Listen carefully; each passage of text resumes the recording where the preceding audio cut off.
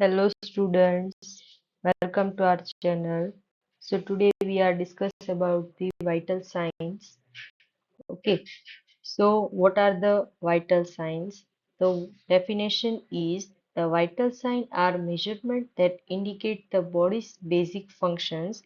They help assess a person's overall health and detect medical problems early. Okay, जो vital science है वो क्या है कि जो हमारी बॉडी में से जो भी हमारे बेसिक्स एलिमेंट्स है, जो बेसिक्स फंक्शंस है, उसको असेस करने में हेल्प करता है। और अगर उसमें किसी भी तरह की एबनॉर्मालिटी है तो वो हमें डिटेक्ट करने में हेल्प करता है। ओके, तो the four primary vital signs are body temperature, pulse, it means heart rate, respiratory rate, blood pressure। ये चार जो है वो हमारे बेसिक्स वाइटल साइंस हैं। और उसमें दो ऐड भी हुए हैं जिसमें से ऑक्सीजन सेचुरेशन और पेन असेसमेंट। ऑक्सीजन सेचुरेशन जो है उसे हम SpO2 बोल सकते हैं। Then the first is body temperature. तो बॉडी टेम्परेचर क्या है कि उसकी डेफिनेशन क्या होगी? तो उसकी डेफिनेशन है body temperature measures the body's ability to produce and loss heat. Okay, so body temperature जो है वो क्या है कि जो भी हमारी बॉडी का जो टेम्परेचर है कि हमारी बॉडी में से जो एक टेम्परेचर मेजर होता है कि अगर जैसे कि कोल्ड होता है तो हमें गर्मी की जरूरत होती है, और गर्मी जब भी होती है तो हमें कोल्ड की जरूरत होती है। ओके, तो ये दोनों जो प्रोसेस है वो हमारी बॉडी जो है वो मेंटेन कर सकती है। ओके, सो उसकी नॉर्मल रेंज क्या होगी? तो नॉर्मल रेंज है हमारी बॉडी टेम्परेचर की कि 36.5 डिग्री सेल्सियस से लेके 37.5 डिग्री सेल्सियस। और जो फ़ारेनहीट में हम देखने जाए तो 97.7 फ़ारेनहीट से लेके 99.5 फ़ारेनहीट। ओके, और उसके बाद हम आगे देखने जाए तो मेथड्स ऑफ मेजरमेंट की बॉडी टेम्परेचर को हम कौन कौन सी मेथड से मेजर कर सकते हैं। और जो भी बॉडी टेम्परेचर है तो उसे हम कौन से इंस्ट्रूमेंट से मेजर कर सकते हैं, तो उसके लिए हम थर्मोमीटर जो है उसका यूज करते हैं। ओके, सो पहली हमारी है ओरल मेथड। ओके, जो ओरली टंग के नीचे हम जो थर्मोमीटर है उसे लगा के हम टेम्परेचर देख सकते हैं। देन सेकेंड है एक्सिलरी और आर्म पिट की जो कोई भी पेशेंट है उसका अगर हमें टेम्परेचर चाहिए तो उसकी एक्सिलरी में से भी हम टेम्परेचर मेजर कर सकते हैं। देन रेक्टल टेम्परेचर, ये जो रेक्टल टेम्परेचर है वो जनरली एक्यूरेट टेम्परेचर है ऐसा हम बोल सकते हैं। देन टिम्पेनिक, मतलब कि जो हमारी टिम्पेनिक मेम्ब्रेन है उसके हिसाब से भी हम जो बॉडी टेम्परेचर है उसे मेजर कर सकते हैं। एंड टेम्पोरल आर्टरी, ओके, जो टेम्पोरल आर्टरी होती है उसका जो भी ब्लड फ्लो है उसके हिसाब से भी हम जो हमारा बॉडी का टेम्परेचर है उसे हम मेजर कर सकते हैं। ओके, देन एबनॉर्मालिटीज मतलब क्या है कि अगर हमारी बॉडी का टेम्परेचर हाई होता है या तो लो होता है तो उसके हिसाब से हमें दो एक एबनॉर्मालिटी दी गई है, जैसे कि फीवर मतलब पायरेक्सिया। ओके, क्यों जो भी फीवर मतलब कि हमारी बॉडी का टेम्परेचर जो है वो नॉर्मल से इंक्रीज होता है। और हाइपोथर्मिया, हाइपोथर्मिया मतलब कि हमारी बॉडी का टेम्परेचर जो है वो नॉर्मल टेम्परेचर से लो होता है। ओके, तो नॉर्मल टेम्परेचर हमने जैसे देखा तो 36.5 डिग्री सेल्सियस से लेके 37.5 डिग्री सेल्सियस है, वो हमारा नॉर्मल टेम्परेचर है। तो फीवर हम कब बोलेंगे कि मोर देन 38 डिग्री सेल्सियस अगर हमारा बॉडी का टेम्परेचर चाहता है तो हम उसे पायरेक्सिया बोलेंगे। और हाइपोथर्मिया में हमारी बॉडी का टेम्परेचर क्या होगा? जो भी लेस देन 35 डिग्री सेल्सियस से नीचे अगर हमारी बॉडी का टेम्परेचर जाता है तो उसे हम क्या बोलेंगे? हाइपोथर्मिया। क्लियर? देन ये जो हमारी बॉडी का टेम्परेचर है उसे मेजर करने के लिए ये जो दो फॉर्मूलाज आए हैं। ओके, दो, जैसे कि कई बार क्या होता है कि सेल्सियस में हमें दिया गया होता है और हमें फ़ारेनहीट में कन्वर्ट करना पड़ता है। तो इन दोनों के फॉर्मूलाज जो है वो इसमें ऐड होते हैं। तो फर्स्ट क्या है कि हमें सेल्सियस में अगर टेम्परेचर चाहिए तो हमें क्या करना होगा कि Celsius is equal to Fahrenheit into bracket Fahrenheit -32 bracket close into 5 divide by 9। Okay, ये जो फॉर्मूला है इसके हिसाब से हम जो टेम्परेचर है उसे हम सेल्सियस में ले सकते हैं। और इसके लिए आपके पास फ़ारेनहीट में टेम्परेचर होना जरूरी है। और फ़ारेनहीट में अगर आपके पास फ़ारेनहीट में अगर आपको टेम्परेचर चाहिए तो इसका फॉर्मूला क्या है कि Fahrenheit is equal to into bracket degree Celsius into 9 divide by 5 bracket close plus 32। Okay, so ये जो फॉर्मूला है इसके हिसाब से हमें जो बॉडी टेम्परेचर है वो फ़ारेनहीट में मिल सकता है। देन ये जो है, ये दो टाइप्स के थर्मोमीटर है वो आते हैं कि जनरली हॉस्पिटल साइड और जो भी आप प्रोसीजर करोगे उसके हिसाब से आपके पास ये जो दो टाइप के थर्मोमीटर है वो प्रेजेंट होते हैं। तो पहला ऊपर वाला जो थर्मोमीटर आपको दिख रहा है उसका वो क्या है कि वो मर्क्यूरी वाला है। ओके, और जो नीचे वाला जो है थर्मोमीटर ये डिजिटल थर्मोमीटर है।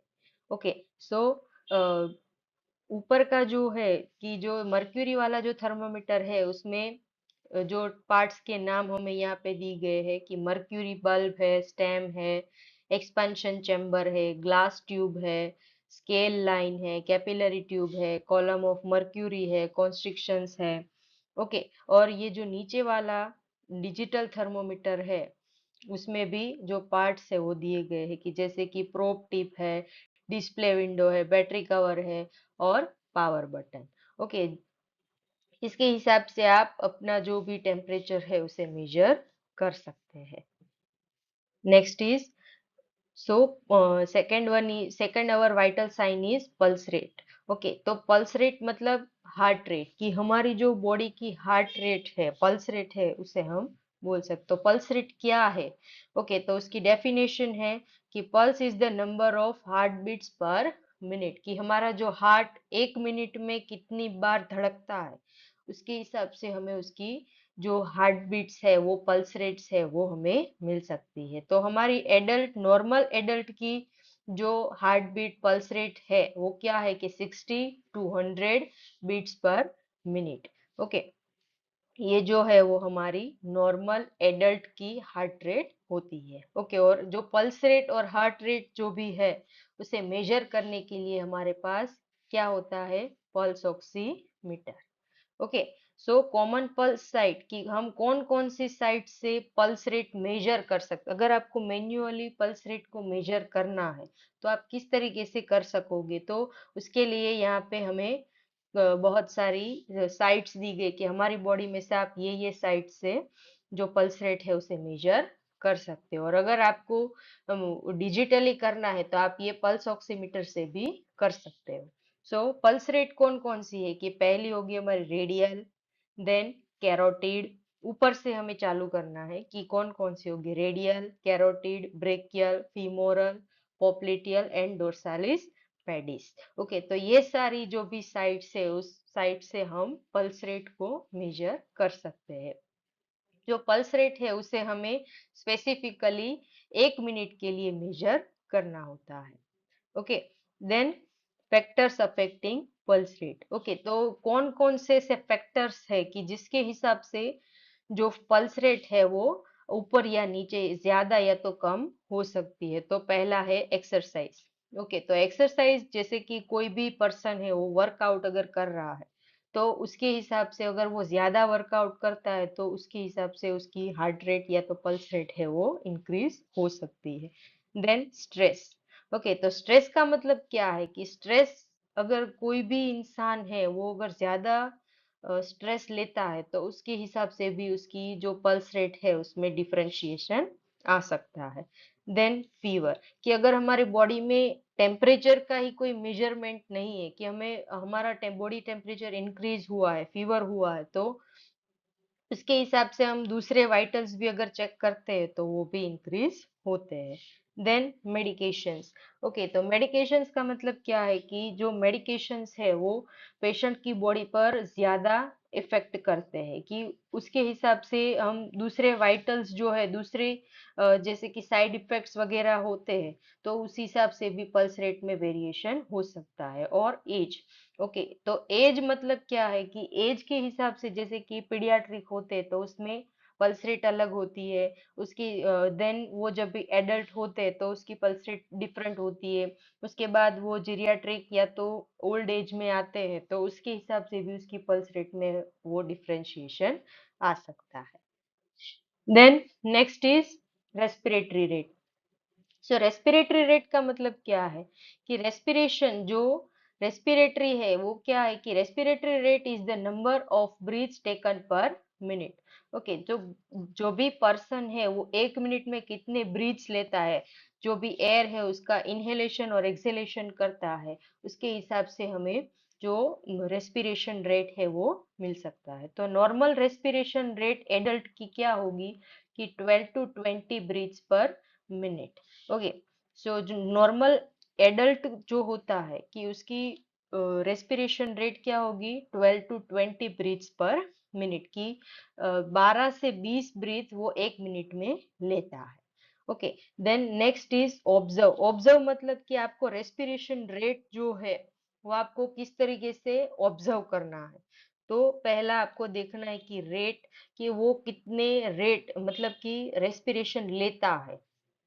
देन रिदम, कि वो कौन से तरीके से, जैसे कि शैलो ब्रीदिंग है, डीप ब्रीदिंग है, वो आपको देखना है कि उसका रिदम देखना है। Then next is depth. Depth मतलब कि वो कितने अमाउंट में जो एयर है उसे कंज्यूम करता है, इनहेल करता है। ओके, एंड एफर्ट मतलब कि उसे किसी भी इंस्ट्रूमेंट की या तो किसी भी सपोर्ट की जरूरत पड़ती है या नहीं रेस्पिरेशन करने में। ओके, सो इस तरीके से आपको ऑब्जर्व करना है। देन नेक्स्ट इज एबनॉर्मालिटीज, कि रेस्पिरेशन रेट जो है उसमें अगर किसी भी तरीके की एबनॉर्मालिटीज है तो हम उसे क्या कह सकते हैं।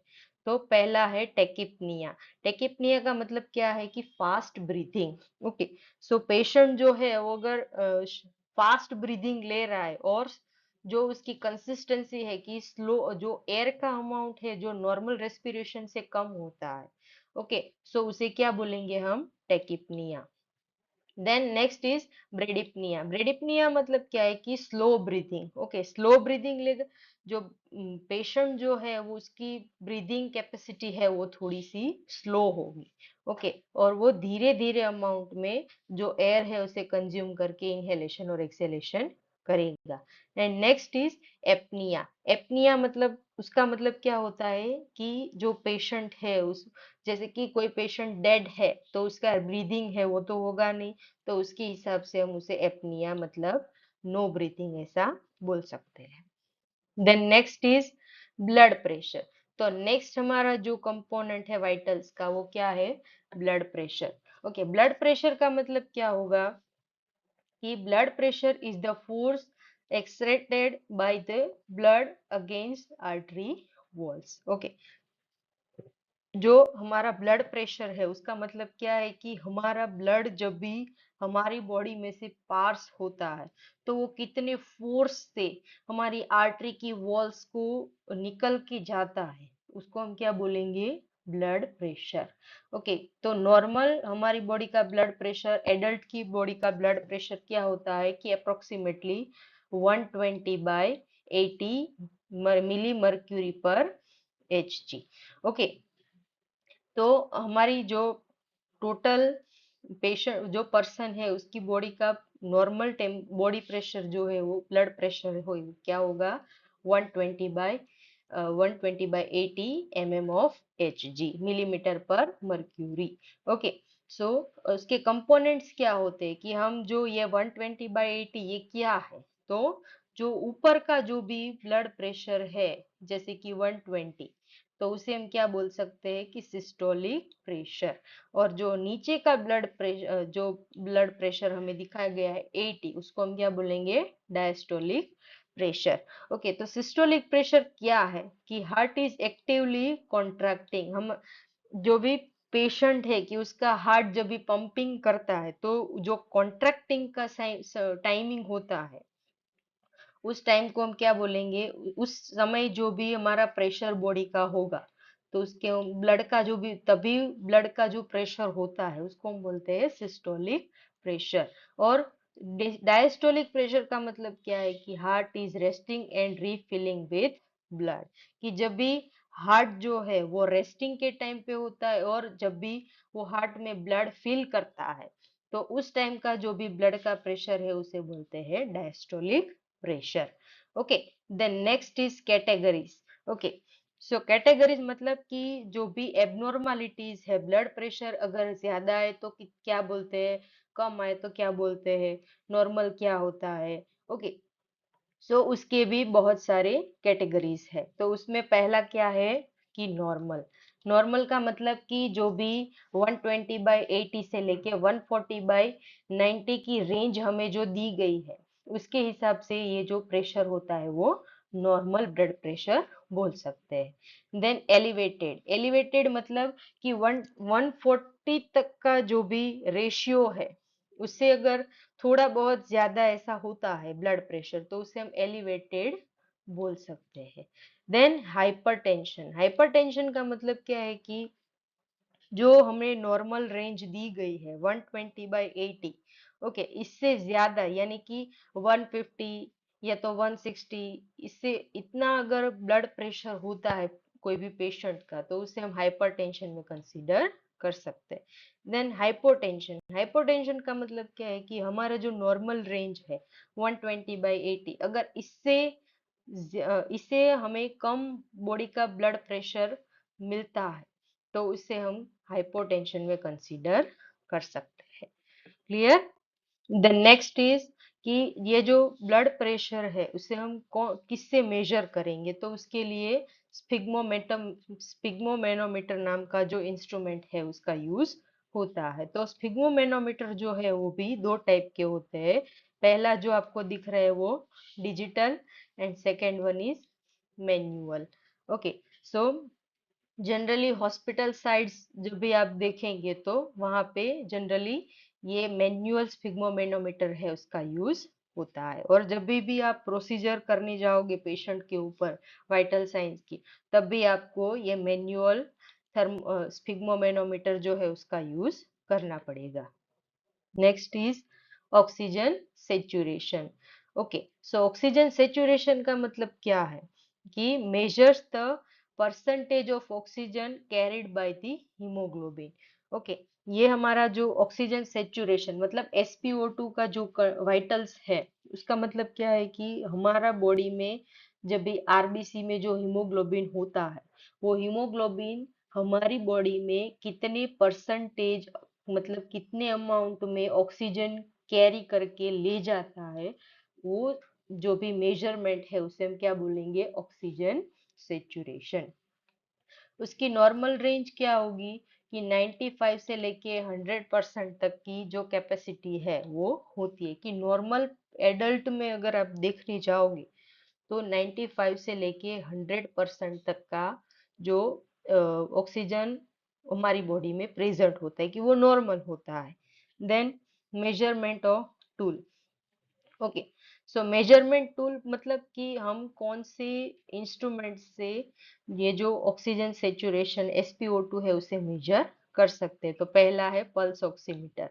ओके, तो हमने पहले भी हार्ट रेट में जो पल्स रेट है उसमें देखा था कि आपको आपने पल्स ऑक्सीमीटर देखा होगा कि उसके हिसाब से हम हार्ट रेट भी मेजर कर सकते हैं और ऑक्सीजन लेवल का भी चेकअप कर सकते हैं। Then low oxygen saturation. Okay, तो ये भी एक टूल आता है कि जिसके हिसाब से हम जो भी ऑक्सीजनेशन है वो उसका मेजरमेंट कर सकते हैं।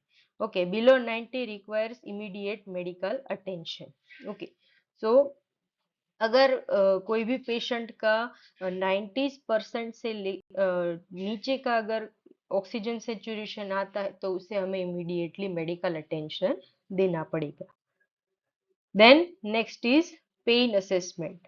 ओके, पेन असेसमेंट क्या है कि pain is as the fifth vital sign. Okay, तो हमारा लास्ट में जो वाइटल साइन है उसका नाम है पेन असेसमेंट। ओके, तो पेन स्केल मतलब कि हम एक स्केल होता है कि जिसके हिसाब से हम पेशेंट का फेस एक्सप्रेशन के अकॉर्डिंग हम उसका जो पेन असेसमेंट है वो कर सकते हैं। तो 0 मतलब नो पेन, 1 to 3 में अगर होता है तो माइल्ड पेन, 4 to 6 में होगा तो मॉडरेट पेन, और 7 to 10 के बीच में होता है तो वो सीवियर पेन होता है। ओके, ये जो पेन स्केल है उसमें हिसाब उसके हिसाब से अगर आप देखते हो तो ये जो 0 है वो नो पेन, 1 से लेके 3 तक का माइल्ड पेन, देन 3 से लेके 5 तक का मॉडरेट पेन, देन 5 से लेके 7 तक का सीवियर पेन, और 7 से 9 तक का होगा तो वेरी सीवियर पेन, और 9 से 10 के बीच में वर्स्ट पेन पॉसिबल। ओके, तो इसके हिसाब से इसका जो क्लासिफिकेशन है वो होता है। Then assessment methods. Okay, assessment methods में क्या होगा कि numeric rating scale, Wong Baker faces scale and FLACC scale. Okay, कि ये जो FLACC स्केल है जो उसके वो किस में यूज होता है, जनरली चिल्ड्रन में यूज होता है। ओके, और ये दो जो भी स्केल है, ये स्केल जनरली जो भी नॉर्मल पेशेंट है कि जो हॉस्पिटल में एडमिटेड है उसके लिए यूज होता है। Then importance of monitoring vital sign. Okay, तो इसका इम्पोर्टेंस क्या है कि क्यों हम वाइटल साइन से उसे मॉनिटर कर सकते हैं। तो पहला क्या है कि डिटेक्ट द इलनेस अर्ली। ये पहला इम्पोर्टेंस क्या है कि जो भी इलनेस है, जैसे कि कोई भी पेशेंट आता है तो जनरली उसका वाइटल साइंस है वो कंपलसरी लेना होता है। तो इसके हिसाब से क्या पता चल सकता है कि जो भी इलनेस है वो हमें अर्ली डिटेक्ट हो सकती है।